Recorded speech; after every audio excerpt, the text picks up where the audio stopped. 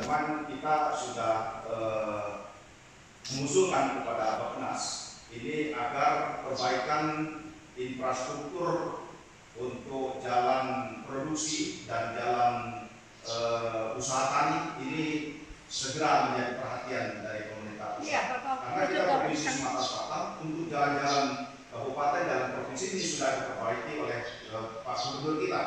Alhamdulillah. Nah, kita minta rewardnya dari pemerintah pusat supaya dapat mendorong perbaikan jalan produksi dengan memperbesar anggaran di sektor perkebunan. Demikian.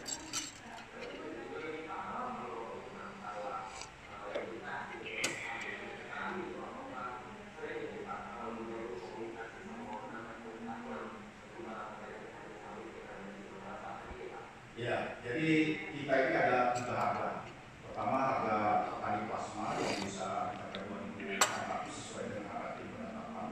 Kemudian harga kemitraan ini bisa sampai 2.300, 2.400. Nah, untuk petani swadaya yang belum berkelompok, ini kita selalu edukasi mereka untuk segera membentuk kelompok, baik yang KUD maupun kelompok tani. Karena dengan kelompok tak berkelompok, mereka akan mendapat kemudahan-kemudahan dari pemerintah.